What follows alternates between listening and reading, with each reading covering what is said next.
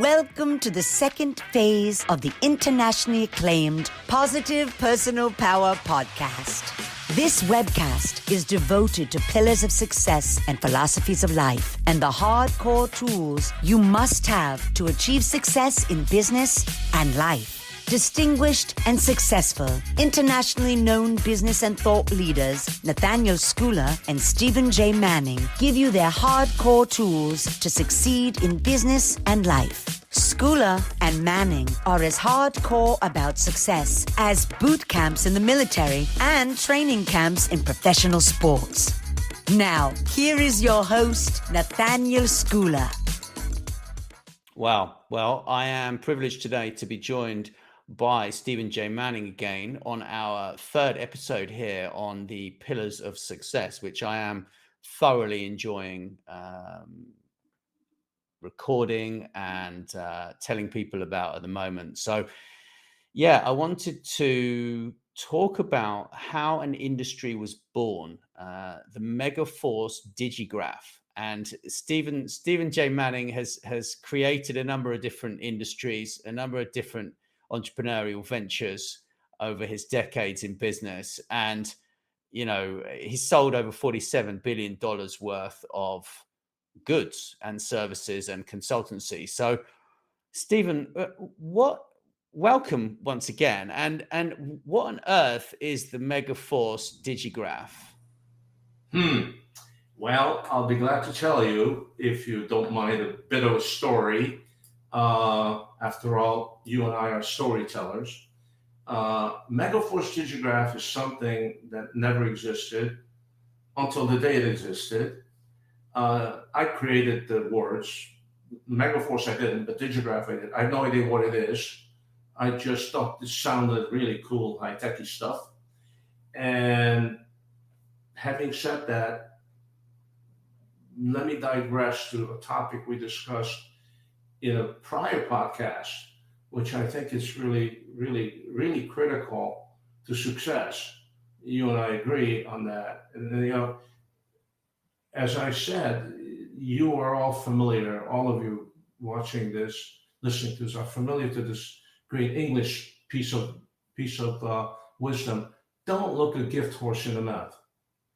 Now, I, on the other hand, don't see it quite that way, because I don't want a gift horse without looking at its mouth in case I end up with a really big dental bill.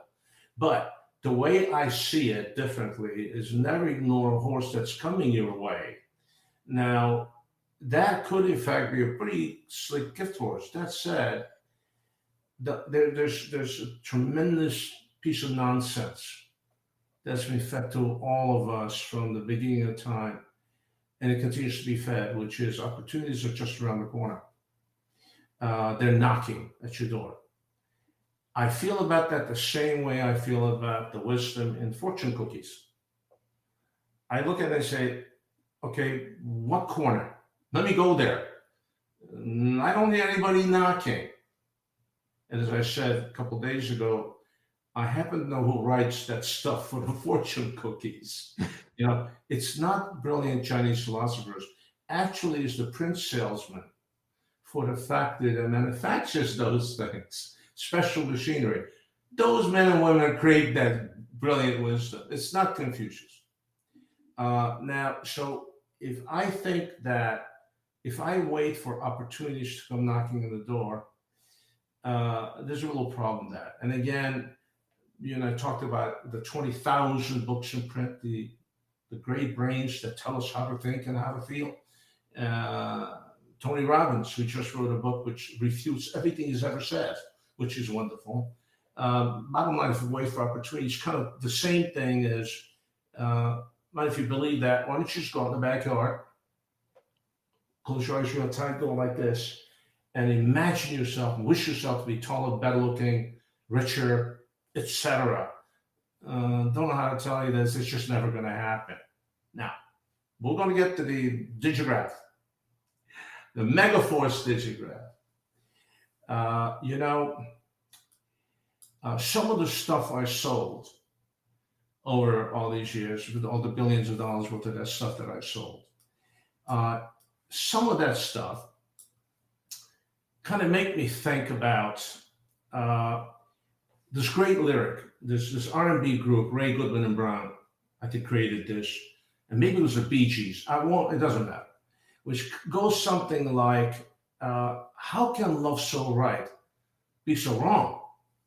So it seems to me that in my little business life, I turned it upside down a bit. In my life, how can love so wrong turn out to be so right? Megaforce Digigraph. So, while ago, I was asked to speak at this conference in Lausanne, Switzerland, to a bunch of people. I think memory serves 1,300 folks around the world, all accomplished marketing people and CEOs. And the topic was how do you create a new business in a developing market? Okay, there were 11 speakers. 10 were all from multinationals, accomplished businesses around the world, who made the decision, okay, now we're going to go into Latin America. Now we're going to Micronesia. And how do you do that? Now, everybody had the plan. There was a plan. It's a master plan. There was funding. So, hey, I'm the guy. So I go in country with $30 million budget. I hire a bunch of people, do all that research for 2 or 3 years. Then I write a great report, based upon which they may or may not do anything. And then they invited me. Now, they invited me for 2 reasons. One of them is one of the organizers knew me. And 2, they really want to have one among the 11 who actually spent their own money doing something new and different. That was me. So I was the last guy among 11 speakers to speak after 2 days, which is dumb. Don't ever be the last guy, because by then people just want to go home. And then, so I was a designated victim. Now, that goes back to what was the grand plan? All the other speakers had a grand plan. All the other speakers they had it all cool. I had no plan. It all started when my mom called me one day and she said, "Oh, honey, can you do something for me?" Okay, so I created an industry based on my mommy calling me, telling me that she needed me to do something, which I reluctantly did. Cost me a ton of money.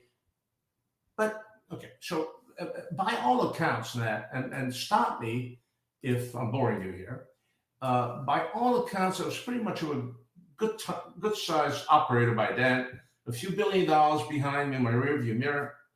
I actually just started a new highly promotional direct marketing business again, doing what I knew best. Interjecting relevant stuff here. I'm going to assume that a lot of your readers know who Mel Brooks is. Movie producer, actor. He created a great movie called The Producers, starring Zero Mostel. We'll get to that in a minute. Now, my mommy. The problem was that she knew this family from before the war, and the guy's mother-in-law and her, I mean, I'm not going to get into decades of history, but she was just nice people. And the dude had a family here, 3 kids, wife, and he needs a job. Can you give him a job? Okay, I can, yeah, that we have lots of people, sure. Of course, 3 weeks later, I promoted him to supervisor. It turned out he had a couple master's degrees. He was a Hungarian national. By the way, those 3 little kids, the oldest boy, I got him into Stanford. The oldest boy had a worldwide everything for this massive tech company. The young girl who barely spoke English when I got into Berkeley, she also has a PhD in God knows what. I lost track of the little one. For all I know, she's painting, throwing stuff on famous paintings. I don't know. Anyway, so this guy comes to work for me. I said, okay. 2 weeks later, he announces that he has a problem. He's illegal. He's in the country illegally. Can I help him out? Now, wait a minute now. Of the literally tens of thousands of people I've employed in Southern California, 100% were legal. At least they had all the proper documentation. This guy has nothing. Mm-hmm. Okay. I called my mother. How can you do this to me? Oh, they're such nice people, great children. Oh, God, the guilt thing. My mother was very good at that. I said, okay.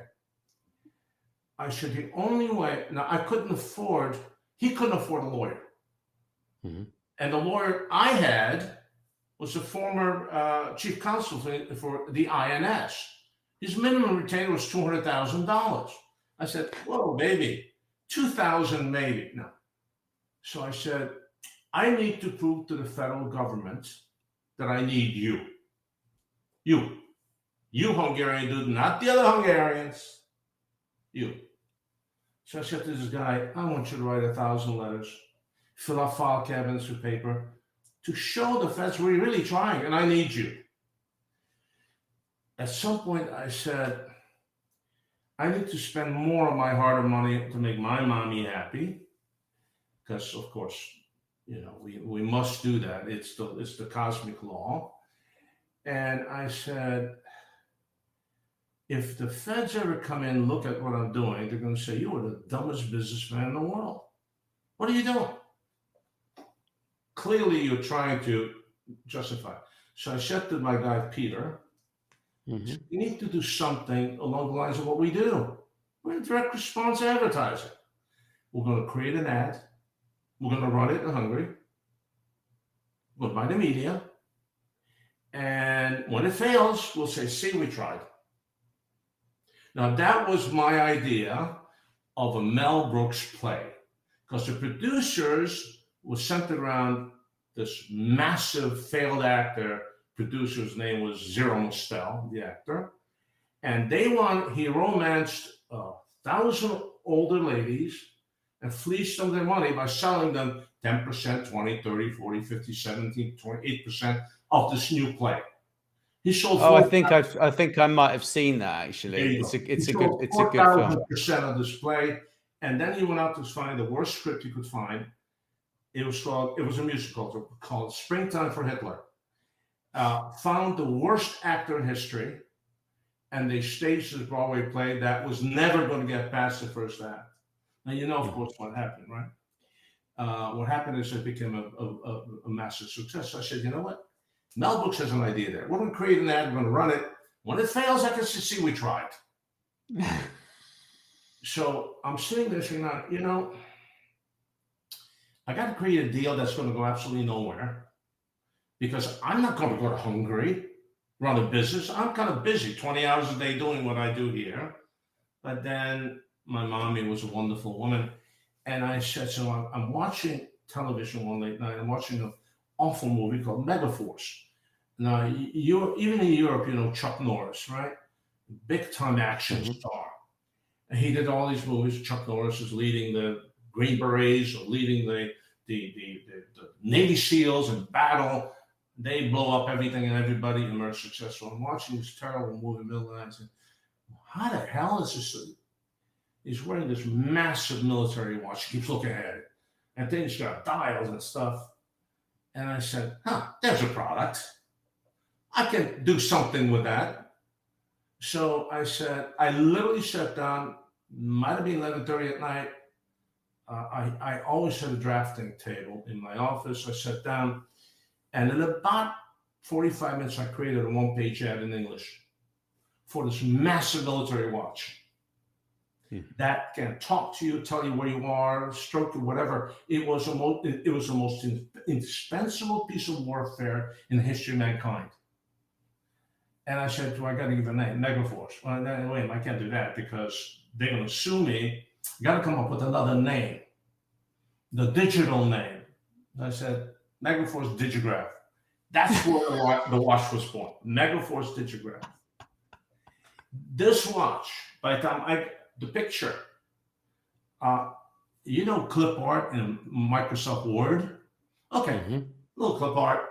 And then I got to come up with a dial. So I ripped up 10 different dials off the internet and combined them. And now I had a dial it had to be this big because it had 47 functions. 47. It could wash your car. Wow, that's a lot of functions. And it was this incredible watch with this massive band. So I wrote this ad in English, a page, about the Megaforce Digigraph. It's going to change your life. My God, it was incredible. And I said, okay. And this is what Chuck Norris wore. This is what Navy SEALs wear. You must have one. Now I write this in English, mind you. And this is creating it for an ad that's going to run in one paper, one time, in Budapest, in Hungary. Okay. There's a couple problems with it. One of them is the thing didn't exist. Okay. It was just an image I created on my laptop in the middle of the night. No problem, because it's going to fail miserably. Then I wrote this one page for this non-existent, incredible, awesome survival system. It was a watch. This was a survival system. And I wrote that in English. Now, it needed to translate that thing. So you don't translate advertising, you adopt it. You translate the words, it's awful, you adopt it. Nah, we don't need to do that because this is going to fail, right? Okay. So my guy finds a guy who's a chemistry professor at California State University in Northridge. He was a native Hungarian dude, been teaching here for 25 years. Hey, can you translate this? Who best to translate advertising than a chemistry professor? That's crazy. Okay? It wasn't gray advertising, J. Walter Thompson, Saatchi, Shia. I knew all these people. I did business with them. They were friends of mine. No. The chem professor. I remember paying him $200. He was so grateful you wouldn't believe it. Okay, now we have an ad in Hungarian, which I speak Hungarian, but that's different, you know. Even that, I will tell you that even I could read it and it sucked. And this guy wanted to have my children for $200. I said, tell me more where this came from. So now I had a product that did not exist. I had an ad that was surely a failure. And to ensure the failure, I priced it at what was the average take-home pay for Hungarian for the month. Who the hell is going to buy that watch for 1 month take-home pay? And then I went south. As you know, by then I created 1,000, 1,500 sweepstakes and involvement devices and all that stuff. I couldn't help myself. Throw those sweepstakes on. Give away $10,000. By the way, I did understand, wait a minute, in Hungary, there was no law yet that said no purchase required. So I said, if you buy, you enter the sweepstakes. In the United States, they handcuff your butt. Anyway, so now I have an ad which sucks from it's terrible from every perspective. It's okay, sucks. You can use sucks. That's fine. Nobody will ever buy the thing for that much money. So I said to him, mistake number 5. I said, Peter, find somebody who's going to find the cheapest rag in the city and buy the cheapest ad. Regrettably, it's a page for the least amount of money, and then I'm done with it. Okay. Well, who best to buy the advertising? Who best to place the media? But a failed lawyer, a friend of his in Budapest. Guy was a failed lawyer. How do you fail as a lawyer? That's a special trick. This guy was a failed lawyer. So he called his friend. His friend said, what do you mean? He was really that bright. Long story short, he bought a page in the worst rag, cheapest rag we could find. So, courtesy of my mother, I paid the chem professor $200, and I paid $1,500 for this page on an awful rag, a throwaway with a circulation of 300,000, and I forgot all about it for a week until my guy came in and said, his name was Peter. His guy, Peter, another Peter. About 27% of the Hungarians are named Peter. He came and said, Peter called and wants to know what to do with the orders. Because we did have a coupon. Place your order here. And in that time of the war, remember, 1990, 91. Wow. There were no checking accounts. The Iron Curtain just fell down. I was the first American to launch private business there. There was no iPhone. There was nothing. You had a Casio watch with a calculator. Nothing. And everything got paid with drafts in quadruplicate, quintuplicate, rubber stamps. You went to the bank to pay that $12. So that was easy. Not so easy to buy. Oh, by the way, we didn't have any phones. We didn't have any addresses. We had nothing. And I said, what orders? And I said, Peter, nobody in right mind is going to buy one of those for $45. They wouldn't buy it here for $45. Said, the other Peter says, we got like a handful. I said, no problem. Just refund them. That didn't exist in that part of the world. None of this guarantee or refund stuff. You lost your money. That's just refund them. I don't need a headache. Okay. Dude comes back in my office 2 days later, white as a sheet. I got a call from Peter. What do you do with the orders? I said, what orders? So we have 2,000 orders. Wow. I said, dude's trying to get a free plane ticket out of that one. This is nonsense. Peter is sweating. After all, this was a ruse. This was producers for his benefit. And figured I would throw him out the window physically. I said, okay, stop. So a couple days later, he comes back and says, look, we got to do something. And he shows me a picture. It's the guy's bathtub.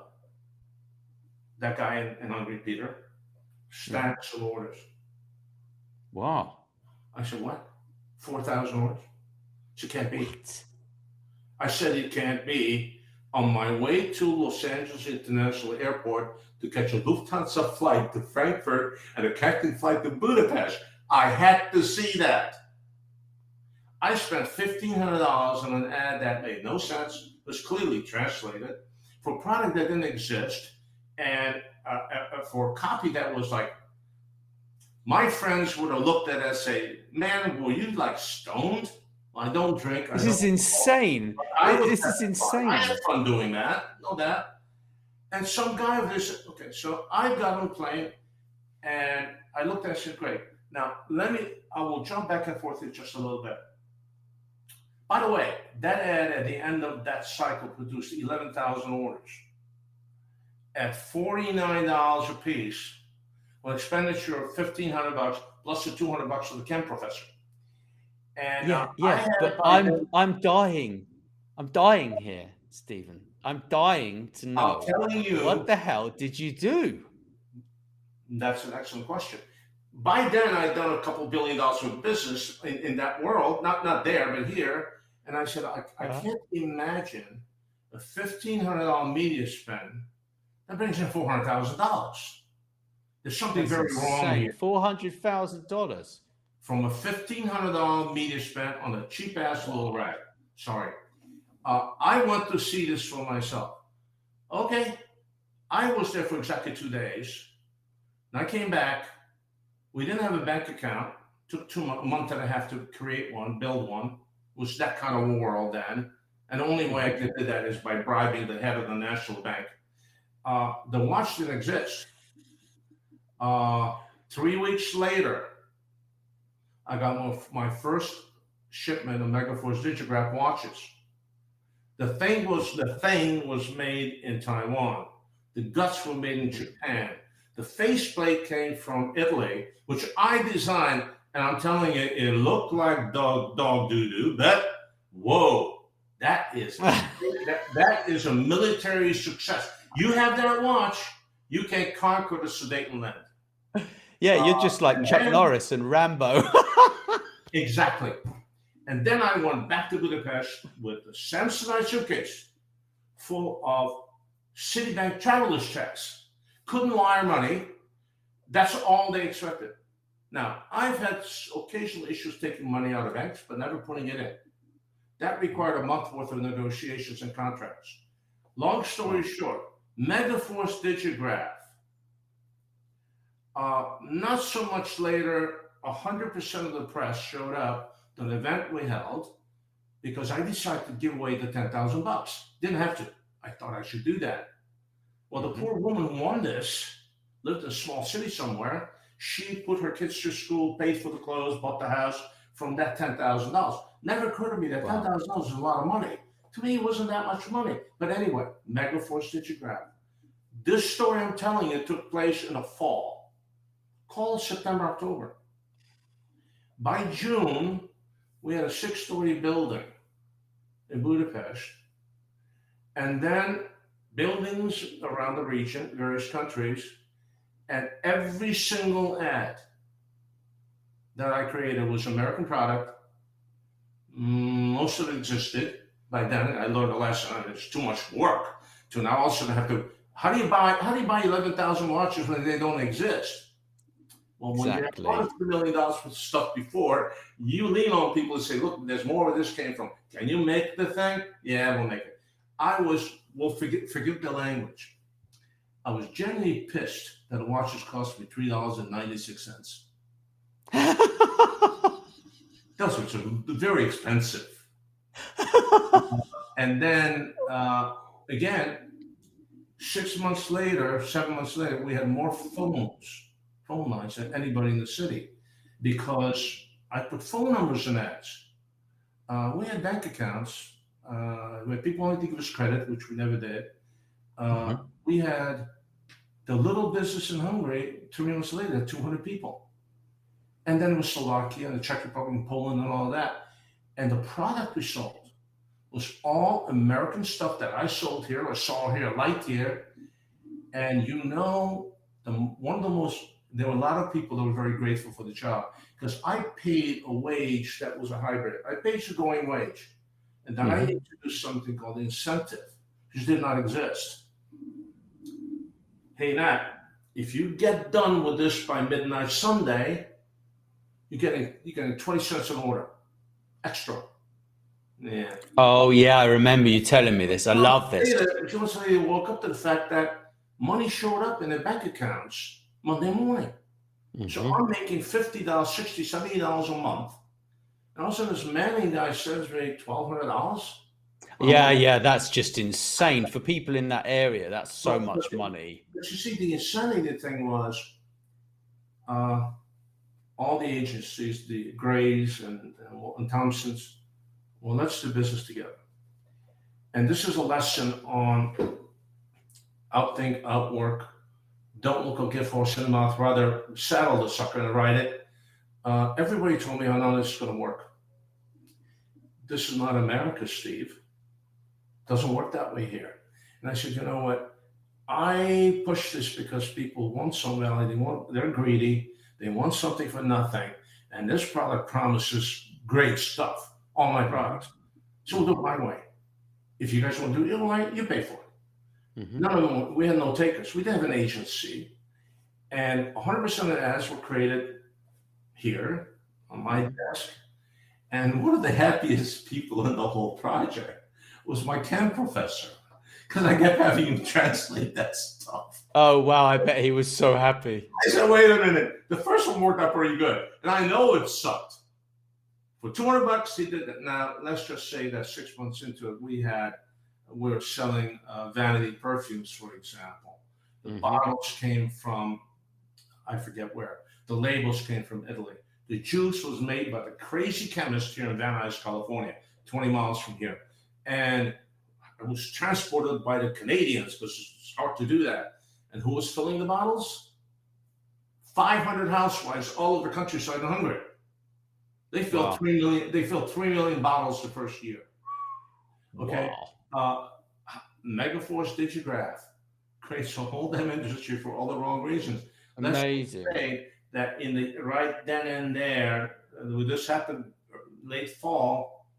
By March of next year, I was there for a week out of the month, because all of a sudden we went from Megaforce Digigraph, because my mommy called, to multi-billion-dollar business in many countries.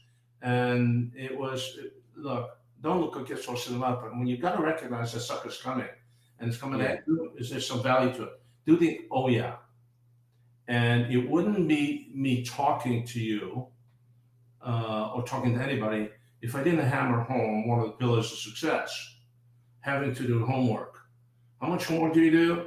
Not enough. And then you do some more, and then you do some more. When you're done with that, you know you haven't done enough.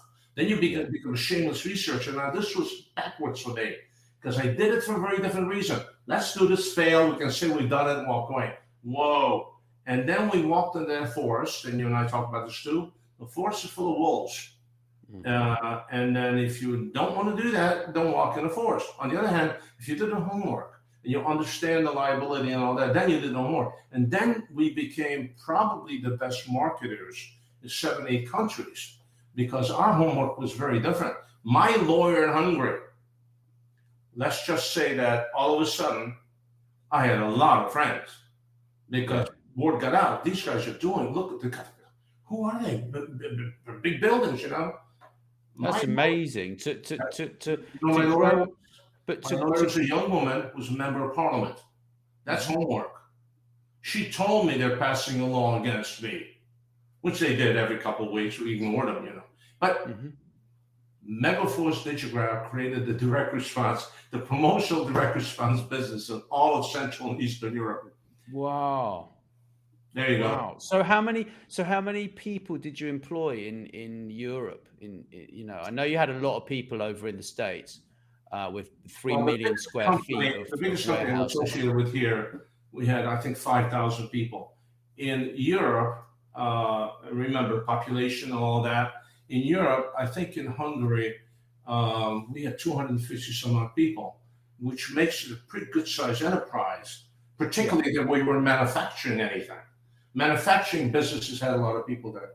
I ran a probably $10 million a year business in a little country called Slovakia.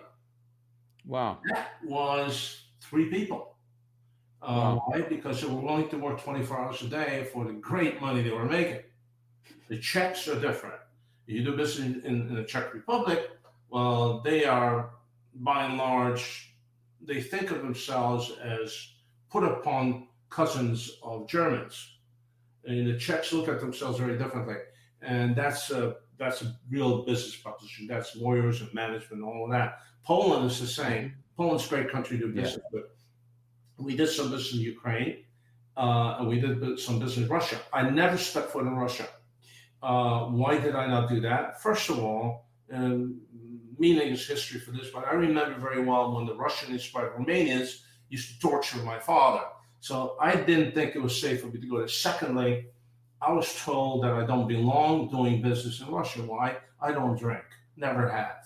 Why? My father was a lifetime diabetic. He didn't drink. So I didn't drink. You can't really go into Russia, Mother Russia, and do a whole lot of business if you are not going to have a drink. You walk in a meeting, 10 in the morning, they're around the toast. Everybody offers a toast. But to get gone around the room, you might have had 7 shots of vodka. I haven't had a shot of vodka in my life. I had a guy who traveled for me, and certainly it was true then, it's true now. My guy, who was, by the way, Czech, he would go for me. And before going there for a week or 10 days to do business, he would book himself a stay at a hospital in Prague for detox,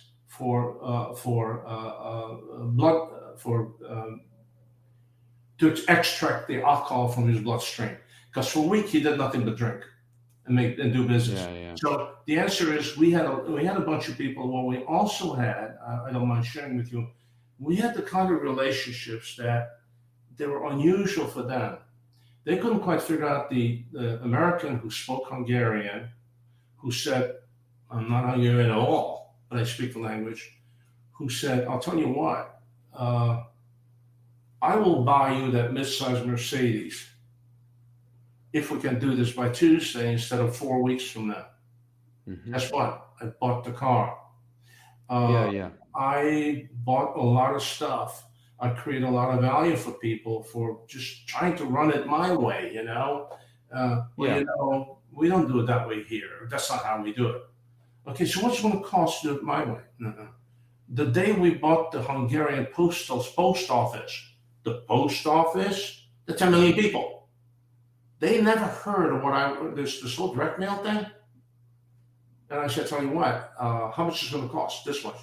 I won't pay it too much money. Well, that's what it is. I said, how about if we sort the mail down for you? So you don't have to do that. So I'm going to dump 1 million pieces of mail on you. You don't have to sort it. What does that mean?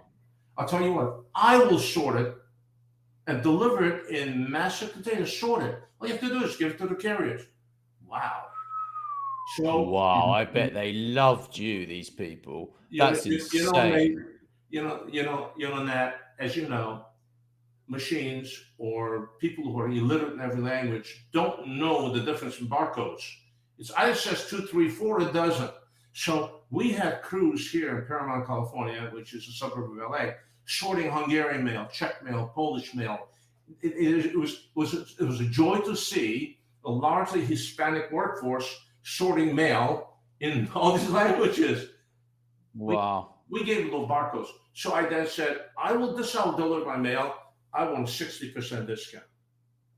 Guess what? We got a 60% discount. I need 57,000 envelopes for my Christmas season. You can have 400. It's the maximum give out. Okay. So what do? Well, you take one of you guys and give him a bunch of cash. And he gets in the station wagon and he drives for 2 weeks, drives from town to town to town to town to town, city, and buys up every bag they'll sell. 5 here, 10 there, 20 there, 30 there. That's not enough. But by the time he got home, I got the call from somebody in the ministry who said, appears you guys bought up every bag we have in the country. You can't do that. I said, why? My God, they put up wanted posters in all the post office for my guys saying, do not sell him anything. I said, tell you what, 2 ways to do this. How about I make bags? I'll sell them to you. No. So I went to the bag guy. I said, dude, I need 200,000 bags. I said, I only make 50,000 for the season. I only need 200,000 bags. And well, what the government going to say? Let me deal with the government. The guy said, in Texas, I'm going to charge you an extra 5 cents. No. So I then went back to the post office and said, look, I get it. Would you like to buy 100,000 bags? I'll need 100,000 for next month. How much? I said, I'll discount it. So I discounted a few cents. They paid less for it. I paid more for mine. I had 100,000 bags, and post office thought I was the second coming of the Messiah. Now they have Christmas bag. You know, it's all in the same. It's all in the same realm of do the homework. And another thing you and I talk about all the time: don't consider failure an option. I've got money going out. I've got all these orders coming, but I can't ship them because the government has the bag. That's the approved bag, right? We don't have any. We can't buy any. So you buy the bag maker. You corrupt the bag maker and then corrupt the government. Now you have bags. But you raise a lot of very good points here. I mean, this gift horse in the mouth thing, right? It's basically like, just do the work, right? I mean, we have all these self-improvement gurus that, frankly, you know, I have no time for the majority of them. They want you to sit back and feel better about your life and do nothing. So then you pay them more money and you carry on this self-perpetuating journey of failure, right? And that's what they're selling. They're selling failure, a lot of these people. And I don't care if any of them are listening to this, because frankly, you know, if someone like Anthony Robbins turns around and says, hey, I was wrong, I've changed my approach and blah, blah, blah. The rest of these guys, you know, there are some exceptions that are extremely good, but like, you've got to do the work, right? Like, you've actually got to do something. And in the beginning, you know, it's going to suck. Yeah. Let's be honest. It's going to suck, right? When I did my first video on YouTube, right, it sucked. My YouTube channel, it still isn't big. Yeah. I've been doing interviews for 6 years now, and they don't suck as much as they used to. And I know I could improve certain things. I know I can improve certain things, but you know what? That's the beauty of continual work, that eventually you get better. Eventually you get somewhere, you know. Like I was privileged to have the host of the Golden Globes to give me some media training, right? And she's a personal friend of mine, and I was so blessed, and so I'm so grateful to have had that kind of mentorship. And that goes for yourself as well, you know. Like, the mentorship and instructions that you give me for certain copywriting and things is fantastically interesting. And I'm at the beginning of my journey, despite the fact that I've been trying to learn about it for 12 years, and you don't just wake up one morning and become successful. Like, you built a business. It took you 19 years to take a bankrupt business, right, to $1 billion. I mean, this is not £1 billion. £1 billion is only 100 million. It's $1 billion. There's 1,000 million, right? So this is not a small feat, yeah. And some of the lives that you've changed along the way, that's what I know makes you tick. It's not the figures, it's not the ego. It's actually the feeling that you get from helping a lot of these people, and that's super exciting. I find that really, that makes me tick as well. That's the whole purpose of this show. When I started this show, life was bad. Yeah, I was living in a studio, right? And I interviewed Stanley Tucci, right, with my green screen behind me. Yeah, just hoping it wasn't going to fall down and he would see my mess, right? And like this is life. Yeah, we suffer, but that suffering is there to, I believe, to encourage you to take action. I think suffering is good at times. I think that it can make you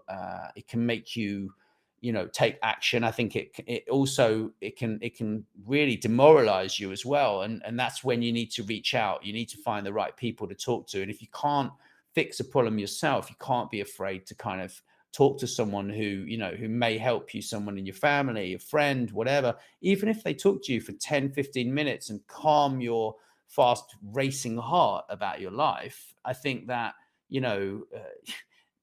it's a process, right? And every one of these 20 interviews that we did before I had the pleasure of launching this second series with you, Stephen, each one of these people, from Stanley Tucci through OBEs, SIRs, dames, MBEs, hugely famous people, hugely successful people, they all share the same thing, and it's this continual refinement which we talk about a lot. This continual, okay, it's not perfect right now. We know where we're at right now, and when we finish something, we look back and go, all right, it was okay, it was good. A lot of people say it's good, but it's like, well, we know where we can improve, right? Now that what you just said is, among everything else you just said, I think it's so critical to what we are really doing.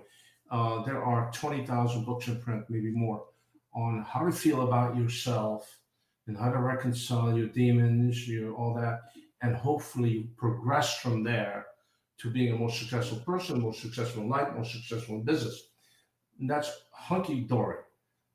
That's an Americanism I try not to use, but it's hunky-dory. It's kind of like, now we can write one of those.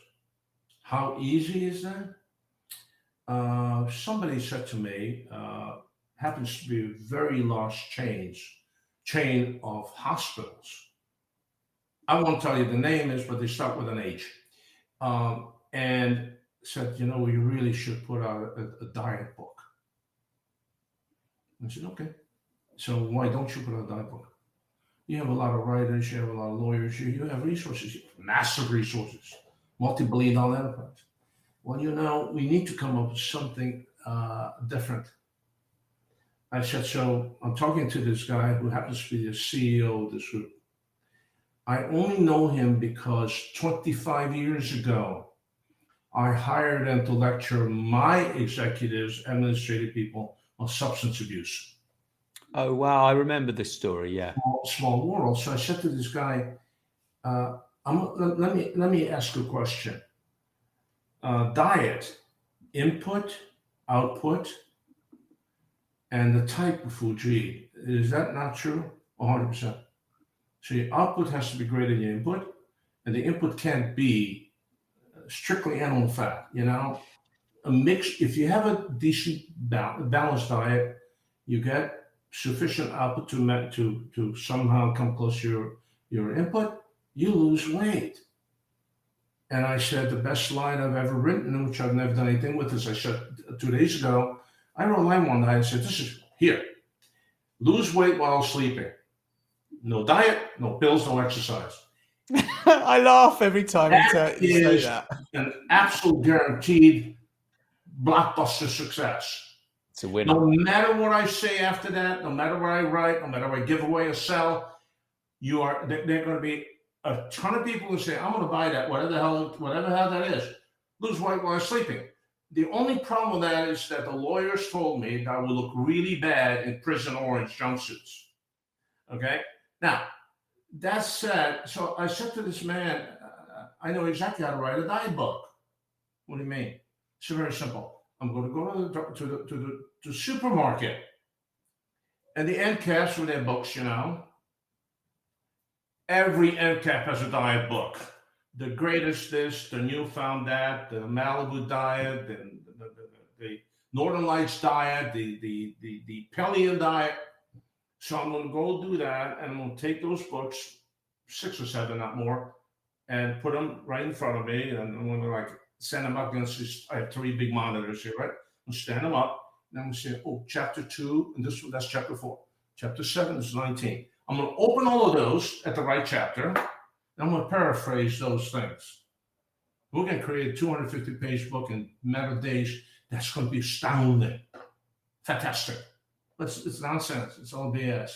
You and I talk about the 20,000 books in print that tell me how I am, how I'm failing, why I feel the way I feel, all that. And if I just reconcile all those wonderful feelings, look how I'm going to change my life. Schooler and Manning are a different school of thought. What we are doing does not do that. We're not going to beat up on you that, well, you're really, I know why you're feeling badly. I know, well, it's your mama, it's your dad issues, it's your weight, it's your education, it's your bad divorce, it's your relationship with your children, it's you got fired. No. Our whole purpose here is to take you from where you are, where you're stuck, you feel failed, whatever the heck you failed. We say, great, that's where you're at. I'm not your analyst. I don't want to know that you were a bedwetter when you were 10 years old. I don't care. I don't care that you want to jump off a bridge. I'm not, many in school are not you guys. What we are, and people tell you now, here are our pillars of success. This is what you need to do to not school awards, unstuck yourself. Because a lot of people, overwhelming percentage of people feel stuck. And we're not going to make you, but also, Stephen, but also we're not going to make you feel better about yourself, right? We're not going to sit here and say, it's okay. It's not okay. It's not okay. You need to, and that's the main message is, look, you've got to take action. If you don't take action, you're going to be the same person. It's like that. Who said that phrase? If you keep doing the same things over and over and over again, and you get the same result, then that is insanity, right? Who was that? Somebody much smarter than me, but much smarter than me. Was it? I think it was Einstein. It may have been Einstein. I think potentially somebody much smarter than me. That's for sure.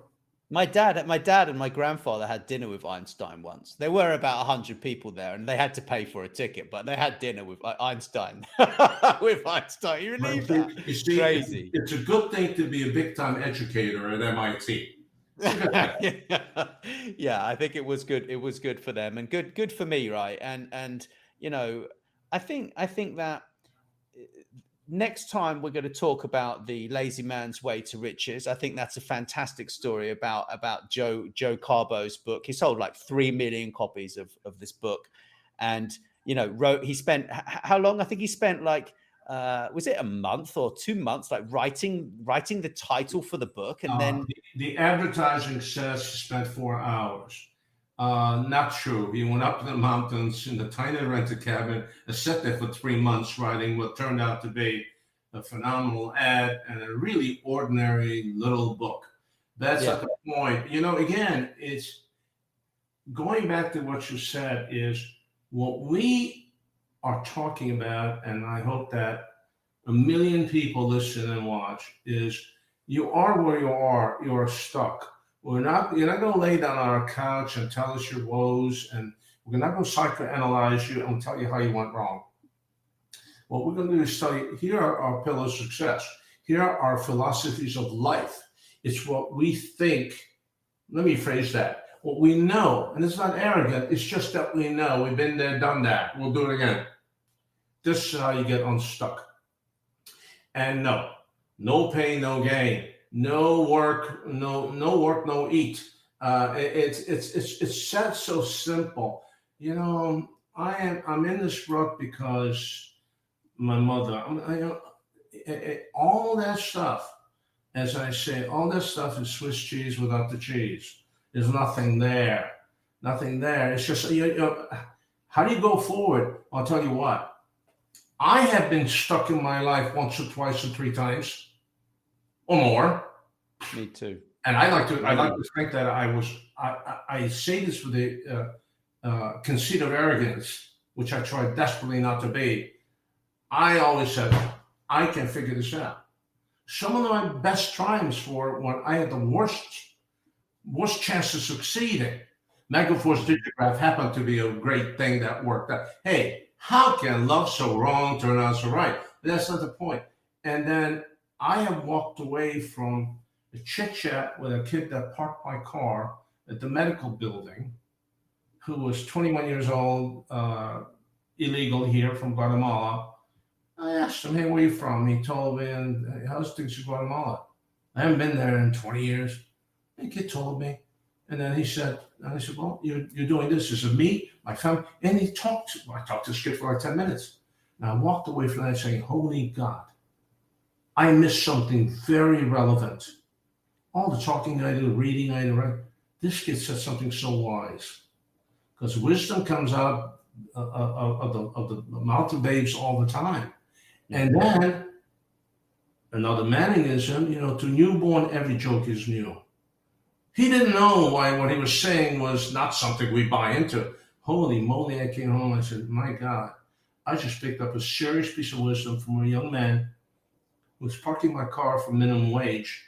And his day is a good day when I give him $3 as a tip instead of $2. Because if I give him $3, I just increase his take-home pay by 33%. So it's you and I talk about, okay, you're stuck. Here you are. Here is how we think you get unstuck. And quite honestly, you do this. I will now make an awfully big statement. You'll forgive me. If you listen to our pillars of success, if you listen to our philosophies of life, if you want to invest that 2 hours, and that doesn't change your life, probably you can't read or write either.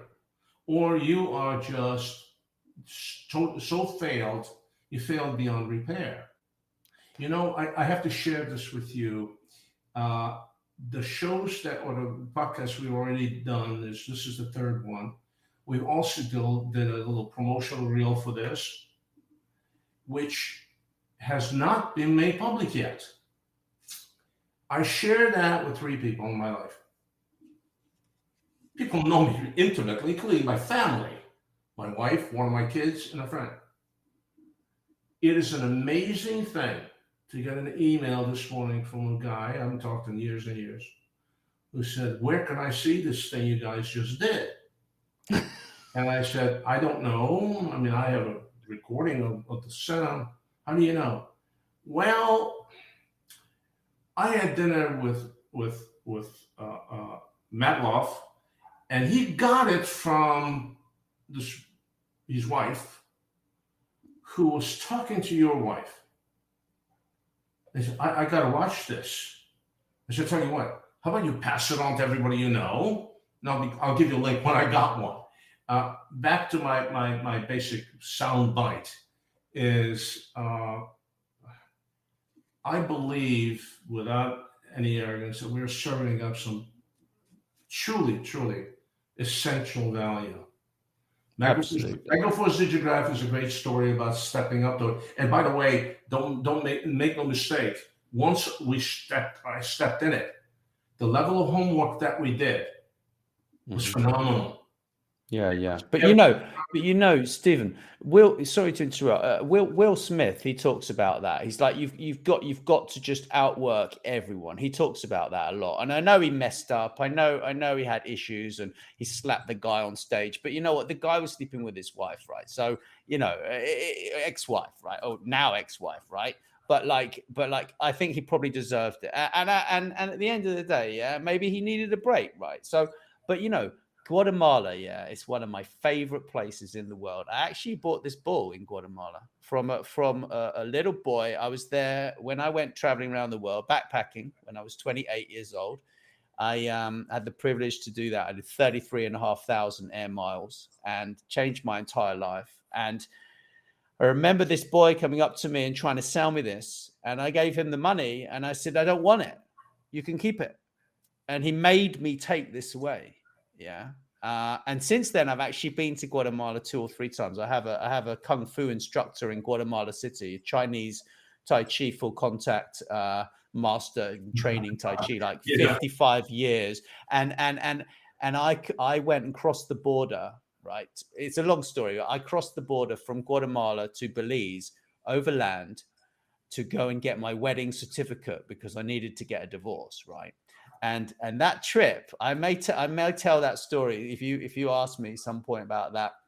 It was insane. It was the most scary. There were guns. There were drugs. There were drug dealers there was a boat crossing, and it would, like, put it this way, right? It was like the mafia, right? This whole crossing. It was the most scary moment in my life, actually. But I took a selfie, right? And it's like the most dangerous selfie in the freaking world. The captain of the boat, he was like he was the top gangster there, right? And he's the captain of the boat. And it was like, it was insane.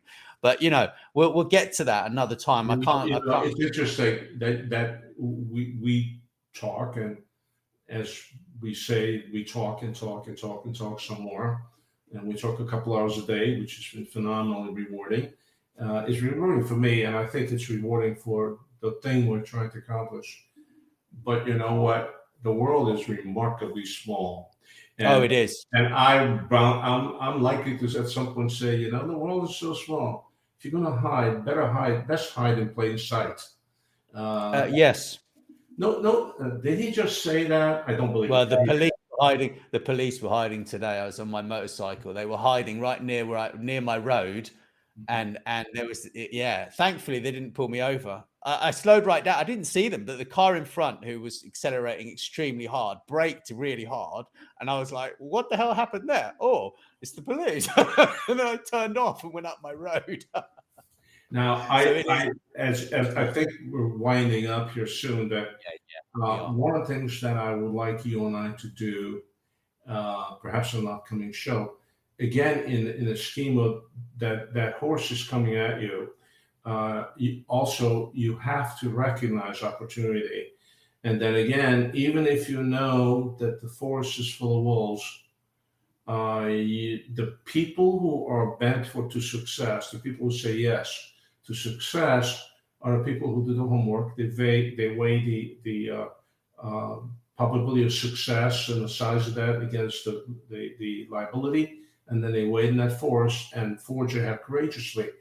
One day you and I are going to talk about, and so we can relate the story of, in the same idea as, how do you become the horseman you're king of South America? Oh yeah, that's a good one. I like that. In exactly 7 hours.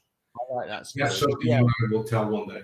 You're completely correct, though. And the thing is that you don't know where that opportunity is going to lead, right? Like, I've taken all sorts of opportunities before and just done it. And it's just led to a totally different path. I mean, sometimes that's how, you need to learn new skills. If you're listening to this and you've got no skills or very few skills, you've got no excuse. If you're sitting there listening to this and you're watching Netflix 2 hours a day or 1 hour a day, and you say, well, I haven't got time. Like, you're lying to yourself, and you're lying to anyone that asks you that question. Look at yourself in the mirror when you say, I haven't got time, and then you'll figure it out. But look, I'm gonna push the push the outro. And thank you so much, Stephen. And we really appreciate everyone listening. And we hope you're going to tune in for the next show as well. Thanks for watching and listening to Positive Personal Power Podcast. Get access to all our podcasts and other important updates on www.legacymediahub.com and subscribe wherever you listen and watch your podcasts on the Legacy Media Hub YouTube channel.